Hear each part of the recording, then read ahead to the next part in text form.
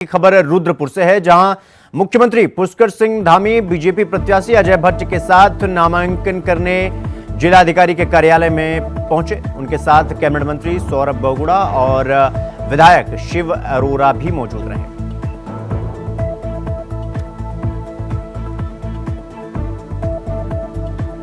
तो विधायक शिव अरोरा भी मौजूद रहे। बीजेपी प्रत्याशी अजय भट्ट का नामांकन हुआ और आपको बता दें कि नामांकन आज आखिरी दिन है नामांकन का। 27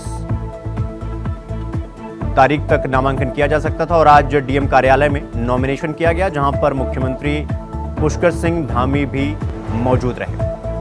कैबिनेट मंत्री सौरभ बगुड़ा भी शामिल रहे, विधायक शिव अरोरा भी मौजूद रहे। यानी बीजेपी के कई नेता बीजेपी प्रत्याशी अजय भट्ट के नामांकन में मौजूद रहे। साथ ही मुख्यमंत्री पुष्कर सिंह धामी भी इस नामांकन में पहुंचे हुए थे और डीएम कार्यालय में नॉमिनेशन किया गया। तो कैबिनेट मंत्री सौरभ बगुड़ा शामिल रही और कैबिनेट मंत्री सौरभ बगुड़ा शामिल हुए। बीजेपी प्रत्याशी अजय भट्ट के नामांकन में विधायक शिव अरोरा भी मौजूद रहे और साथ ही मुख्यमंत्री पुष्कर सिंह धामी भी।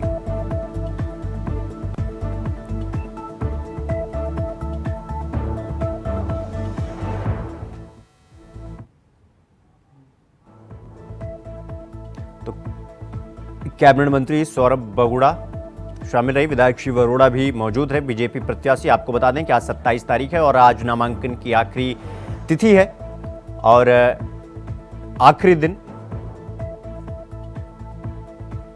अजय भट्ट के नामांकन में, बीजेपी प्रत्याशी अजय भट्ट के नामांकन में मुख्यमंत्री के साथ सौरभ बगुड़ा,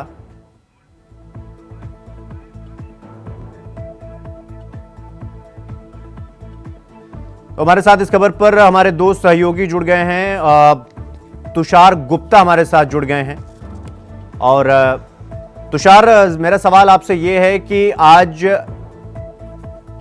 बीजेपी प्रत्याशी अजय भट्ट के नामांकन कितने बजे हुआ और इस नामांकन में मुख्यमंत्री और सौरभ बगुड़ा के अलावा कौन कौन से नेता थे जो मौजूद रहे?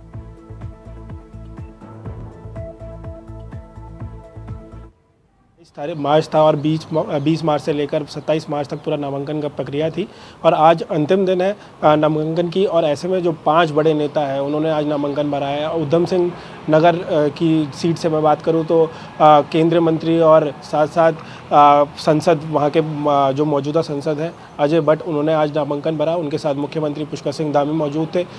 जो कुमाऊं क्षेत्र के प्रभारी है, चुनाव प्रभारी, वो उनके साथ मौजूद रहे। तो तमाम बड़े नेता उनके साथ मौजूद रहे।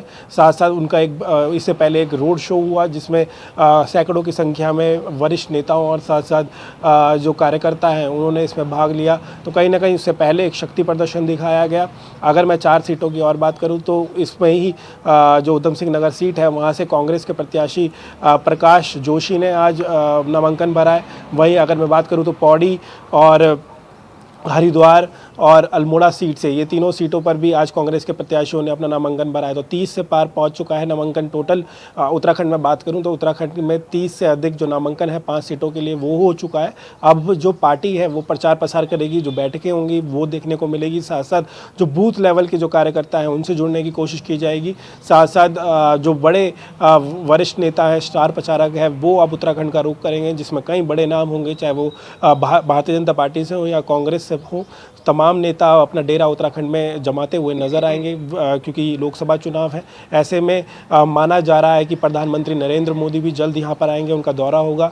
लेकिन जिस तरह से आज शक्ति प्रदर्शन उधम सिंह नगर में देखने को मिला, कहीं ना कहीं ये दिखाता है कि भाजपा अभी भी वहाँ पर स्ट्रांग है।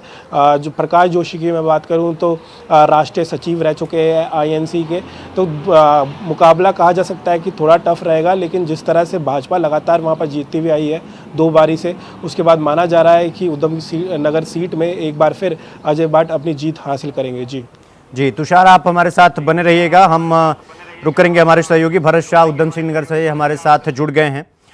भरत, उधम सिंह नगर से अजय भट्ट और प्रकाश जोशी दोनों कांग्रेस प्रत्याशी और बीजेपी के प्रत्याशी आमने सामने हैं। दोनों ने आज अपना नामांकन भी दाखिल कर दिया। अब अगला कदम क्या होगा? हाँ, देखिए जिस तरह से आज नामांकन दाखिल हुआ, दोनों प्रत्याशियों ने जबरदस्त रोड शो करके अपना नामांकन दाखिल किया। अगर बात की जाए बीजेपी प्रत्याशी अजय भट्ट की, तो उनकी जनसभा हुई। जनसभा में प्रदेश के मुख्यमंत्री पुष्कर सिंह धामी समेत भाजपा के दिग्गज मौजूद थे। पूर्व मुख्यमंत्री रमेश पोखरियाल, प्रदेश प्रभारी दुष्यंत गौतम समेत कई बड़े नेता थे। तो कहीं ना कहीं पूरे माहौल बनाने की कोशिश बीजेपी के पक्ष में की गई। वहीं अगर भी बात की जाए कांग्रेस की, तो कांग्रेस में उपनेता प्रतिपक्ष यशपाल आर्य, उप नेता प्रतिपक्ष भुवन कापड़ी समेत यहाँ के जो क्षेत्रीय विधायक थे उधम सिंह नगर जनपद के, वो सब लोग शामिल थे और कहीं ना कहीं कांग्रेस ने पूरी ताकत झोंक दी। लेकिन जिस तरह का अगर बात की जाए, क्योंकि उधम सिंह नगर जो लोकसभा सीट है, यहाँ पर वर्तमान सांसद अजय भट्ट, जिन्होंने पूर्व मुख्यमंत्री हरीश रावत को पिछले लोकसभा चुनाव में करीब 3 लाख वोटों से हराया था, तो कहीं ना कहीं कांग्रेस के लिए एक बड़ी चुनौती होगी इस सीट को जीतना। लेकिन जिस तरह से कांग्रेस के बड़े नेताओं ने आज एकजुटता दिखाने का प्रयास किया है, कहीं ना कहीं माहौल कांग्रेस ने अपने पक्ष में बनाने की कोशिश की है। जी भरत, एक सवाल ये भी है कि आज मायावती बीएसपी ने भी उनकी मुखिया मायावती जी ने भी आज उत्तराखंड में 5 की 5 लोकसभा सीट पर अपने प्रत्याशियों के नामों का ऐलान किया है। तो इसी सीट पर अख्तर अली माहीगीर को टिकट दिया गया, तो ये कितना बड़ा फैक्टर साबित हो सकता है माहीगीर अगर बात की जाए, जो चुनाव है बीजेपी और कांग्रेस के बीच में ही देखा जा रहा है। बसपा के वजूद की अगर बात की जाए, तो जिस तरह का पहले दिखाया जाता है वैसा वजूद कहीं भी देखने को नहीं मिल रहा है। तो कहीं ना कहीं ये चुनाव बीजेपी और कांग्रेस के बीच में ही दिखाई देगा, इस तरह की संभावना व्यक्त की जा रही है। जी, तुषार, मैं आपकी तरफ आऊंगा। तुषार, ये बताइए कि 5 की 5 सीट पर बीजेपी ने प्रत्याशियों को उतार दिया और अब जैसे तैसे करके कांग्रेस ने भी, तो अब चुनावी मैदान पे उतरने की बारी है। तो क्या लगता है कि कौन अभी तक एज थोड़ा सा लेके चल रहा है चुनावी रणभूमि में, चुनावी मैदान में? देखिए, बिल्कुल, अगर भाजपा और कांग्रेस के बीच उत्तराखंड में हमेशा से मुकाबला रहा है, और अगर मैं उत्तराखंड की 5 सीटों की बात करूं तो एक दशक से, यानी कि 2 लोकसभा चुनाव से जो भाजपा है, उन्होंने 5 सीटों पर अपना कब्जा बनाया हुआ है। वहीं अब माना जा रहा है कि इस बार भी भाजपा अपने 5 सीटों पर, इन 5 सीटों पर कमल खिलाएगी, और उसी के तहत लगातार हम देखा जा सकता है कि 1 साल पूर्व ही जो भारतीय जनता पार्टी है यहाँ पर प्रयास कर रही थी। जो प्रचार प्रसार है वो करीब 1 साल से चल रहा था।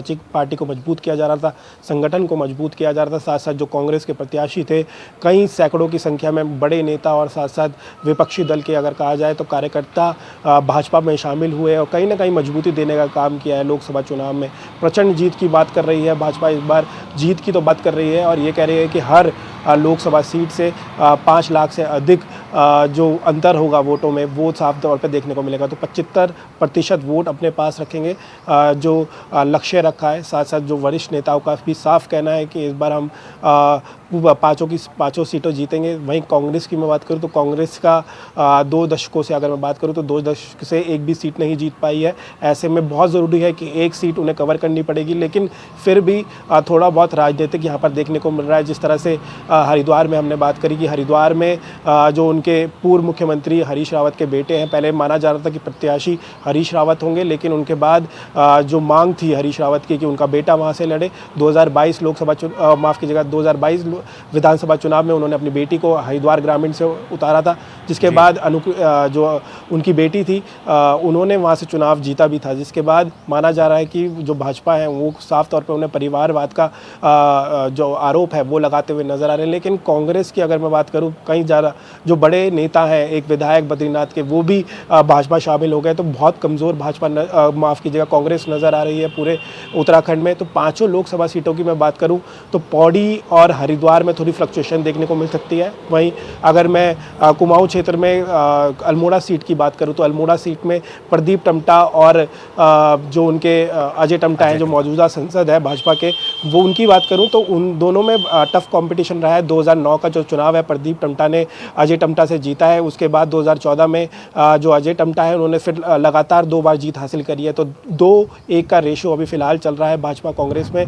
अल्मोड़ा सीट से एससी सीट है और ऐसे में माना जाता है कि इस बार भी जो टफ है मुकाबला देखने को मिलेगा। तो 3 सीटों पे हम देख सकते हैं कि जो मार्जिन है काफ़ी कम रहने वाला है। और वहीं अगर मैं बात करूं दोनों सीटों में, उधम सिंह नगर और आपकी जो टिहरी सीट है, वहां पर मार्जिन ठीक रहने वाला है, लेकिन भाजपा के मतलब उनके हक में रहने वाला है। लेकिन कांग्रेस की मैं बात करूं तो काफ़ी मुश्किल रहने वाला है इस बार उनके लिए लोकसभा चुनाव। जी तुषार, आप हमारे साथ बने रहिएगा, हम फिर आपका रुख करेंगे।